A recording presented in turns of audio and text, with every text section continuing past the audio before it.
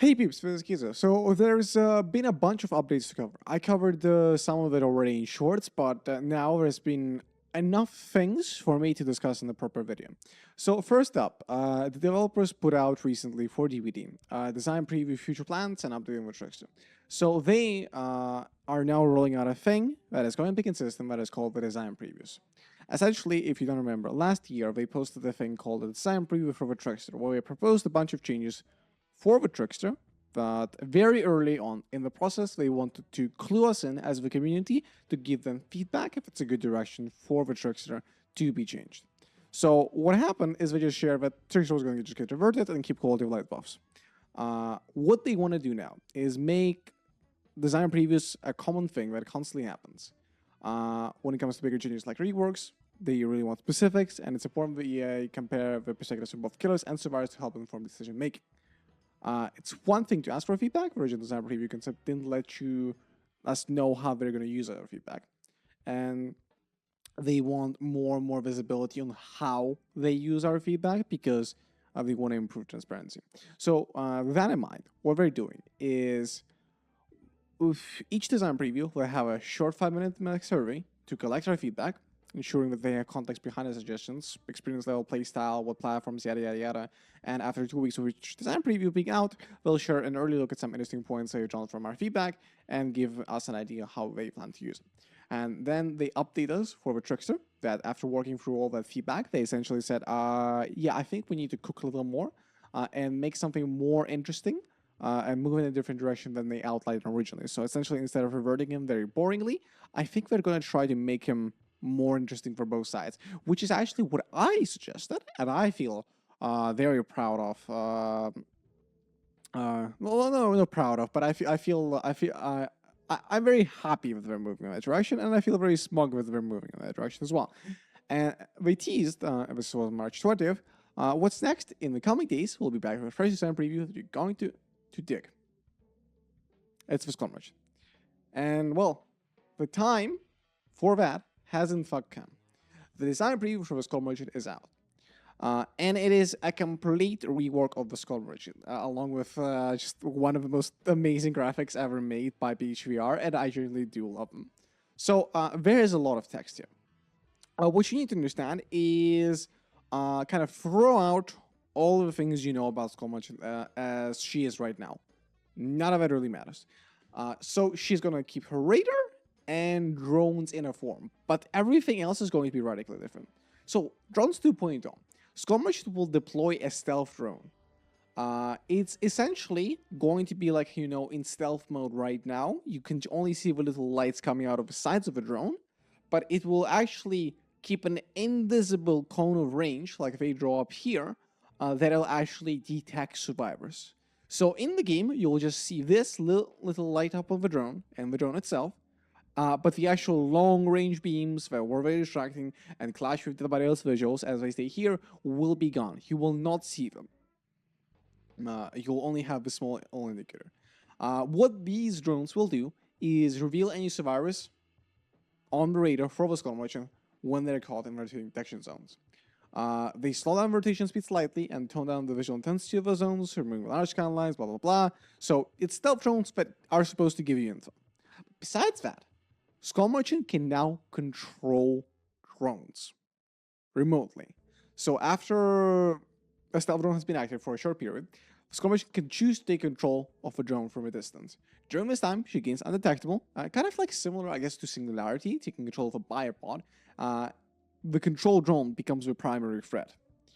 These stealth drones move slightly faster than her base movement speed, so I imagine like 150%, and consume new resource power into each drone while being controlled. Essentially, this is putting you in a remote-controlled bombing drone that will be able to charge its survivors. It will consume a little bit of power for you controlling it, it'll consume more power for you moving it, and it'll consume even more power depending on how much time you'll spend in this little like boost mode that'll propel you forward. So, essentially what they're proposing here is, I think, might be a little similar to how Pinhead's chains work. It will be able to be taken control of and then aimed as the survivor, like we don't know the specifics of how the drones will function in that direction. So if they're just straightforward only, it might be a little underwhelming. If they can move completely freely as the Skull Merchant the same, that'll be really stupid. But we don't know that.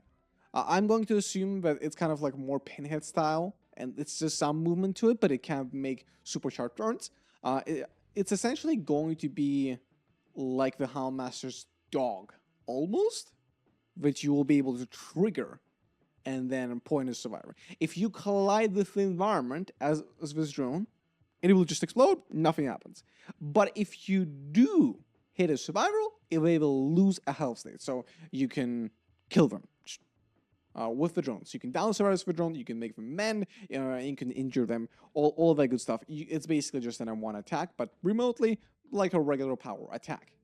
So their goal here is, with these drones, to both give you, as the Skirmish, the identity that so long she has lost ever since her rework that fixed her, that she is a tracking killer, that she has potential, she knows what things are happening on the map. That was a really cool part of her identity. That was what I loved as an original Skull Merchant. I really liked having control over the map, not in the sense that I'm shutting down the region, in the sense I'm tracking where survivors live. I know where you live specifically, Kate. And I very much appreciated that. I think it was really nice, and that was interesting. And now it's going to be both a tracking thing, and then she can also take them over. But there won't be two threats going on at the same time. It'll be very kind of like apparent what is doing. She can't just camp the drone forever. So I think this is a really good skeleton for a concept, right? From here, we can go in very healthy directions, and I think this is going to be very interactive for both sides. Speaking for interactive for both sides, what about the survivor drone hacking? What about the counterplan? So, like drones themselves, drones hacking returns for greater degree of risk and reward. Like before, you can disable them. If you disable them, you will disable the drone, and the Skull Merchant aura will be revealed to the survivor, providing you still intel. If the hack is failed, they'll be revealed by Killer Instinct and will be prevented from attacking another hack for a short period. I question this for a few reasons. So I feel like this reward doesn't make a lot of sense if you're leaving a stealth drone by generator, for example, to try and keep tabs. If you're trying to keep tabs on a survivor, and then they disable it because it's an easy minigame where you just do right there, the killer isn't nearby, and then boom, your aura is revealed.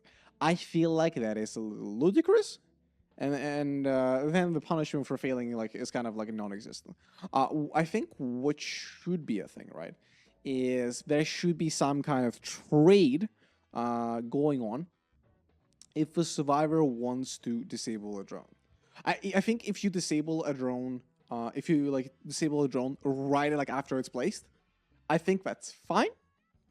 Because I imagine this is going to be like counterplay to her trying to use drones mid-chase. You disable the drone, you reveal the aura of a Skull Merchant, and I think alternatively, you could I think there needs to be a little more interactivity with this interaction. I think in chase it should be something that either rewards your survivor for managing a hack mid-chase, or punishes you as the or rewards you as the killer and punishes the survivor for messing up that hack, for going for that, and I don't know, maybe they could get some status effect on them or anything, or give the merchant a bit of a speed boost, right?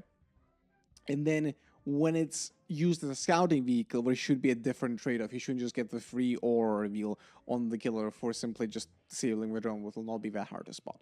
But she will get more info. In addition to her drones, the Skull Machine will now have another power that ties into her radar. While the name is currently to be dated, let's refer to it as a global detection power. Once this power is charged and activated, a global warning plays for all survivors. For a short period afterwards, any survivor who actively sprints is revealed on her radar. Of course, crouching, standing still, and hiding locusts all prevent detection. Added to the intel provided by Staff, this should help ensure killers are easily able to keep tabs on the survivor movements. In line for Rational Belf, when survivors have clearly understand what's happening when faced with Skull Merchant. When the overlapping times status effects of Skull Merchant previous kills often obscure the expected result of the encounter might be, Structuring this power around the well-known game, red light, green light, provides a clear and regular threat, a clear benefit for the killer, and clear path for survivors to an outcome. So this feels a little weirdly worded. Like this says sprinting, when I think they just mean moving in general. But I don't know. I feel like this is like worded a little weirdly. There's a lot of things that are like, please elaborate a little more. But generally, so what this will do to her is you need to remember that Merchant, in the context of the next patch and the patch that this is going to come out on, will be a 24-meter terrorist killer, and she will have a lot of information on survivors, right? She'll have a lot of information on survivors, and she will also have an attack that she could potentially eventually use mid-chase in some interesting way, and that she could harass people on generators with. But you have to remember that if she uses it to harass people on generators, she would need to go and replace the drone and come back to it, and she actually needs to properly aim it. So, is this perfect already? No. But I think this is the healthiest direction Scormation could ever be in. And I think this will be an engaging experience for both sides, because fundamentally, as Survivor, you will have a little bit of power to deal with, but fundamentally, most of her power will be delegated to her having an understanding of what is going on in the match, where everyone is, and working based off that, making macro decisions, which is what I love. I love M1 hard, fast gameplay, along with just a little bit of soul sprinkled in. And I think that's a really healthy direction for her to head in. And I think that kind of executes on the original concept and idea that they had so well. Also ties into her identity very well, because she's actually using drones to damage, she's actually using drones to track, and she's had 24 meters. Third areas to be a little stealthy. I would really like for her to maybe have a little bit more undetectable in her kit. I would really like for the drone hacking to make a little more sense. I need clarification on how the drone control works, and I think that we need to just have a little more have a little more insight how this works. But generally, this is a really good backbone. I think the original Skull Merchant kits or the current Skull Merchant kits backbones are really bad. They will not work, they do not work, and are just fundamentally very painful and were very hard to build around, because there's so many things to try and manage, that I think this is the best approach they've ever taken. I know, like, I think Pixel Bush is like very upset. Oh, they killed my killer. I understand, like, there's a thing that you like in this game that's going away, but it was disliked by the majority of the player base. And there were like 5 people total who enjoyed Skull Merchant. There was like 1 person total who enjoyed playing in Skull Merchant. And I think at some point you just have to recognize, I'm sorry, but not everything is going to cater to you. And when a killer just makes the entire RT of a Survivor player base miserable, whatever. And this is a good direction for the entire health of the game for the take. Not perfect yet, not done yet, but I am very excited, and I think with just a bit polish, she'll probably become my favorite killer in the game again. So I might enter my killer main era. That'll be something to behold. But this very much speaks to me as someone who enjoys M1 killer gameplay, as someone who thinks that is fun, as someone who thinks to polishing that and become really good at that is really cool. Maybe I'll pick up the idea of making M1 killer god again. Just cool stuff that I love, and I don't really have any major complaints for. Of course, we'll have to wait and see. I think in 2 weeks-ish, we're gonna have an update from BHVR on what they're gonna do with this. So I'm gonna make a video on that. We still don't have a PDB, post-PDB developer update for the Tokyo Ghoul PDB. Maybe we won't even have one. We will see, I suppose. All in all, this is an exciting time for Dead by Daylight, right? Because I could never imagine that a blog post like this could come out of BHVR like 2 years ago. Because they are transparently sharing a design idea with the community, and not only that, their design idea has rationale and thought behind it that is properly motivated and comes out of a desire for player fun and health at the same time for the game, while also trying to maintain an identity of the killer what they originally came out with. And I think this manages it really well, and I very much appreciate that. I know my channel has been very negative a lot of the time, and I will not stop being negative when BHVR does something really stupid. But this is good shit right here. And I want more of that good shit because I love covering good shit and I love going to the gritty of things and covering of the small flaws, but then saying at the end of the day, it's still an overall W. And this is one of the rare times where I can say this is a huge overall W for Dead by Daylight. And I'm so excited to try this out and get my hands on this new version of Skull Merchant and probably play it to death. And I'm also excited that my survival experience against the Skull Merchant will actually be sort of fun. And I think that's very cool. And, you know, isn't it nice to have good Dead by Daylight news for once in a while?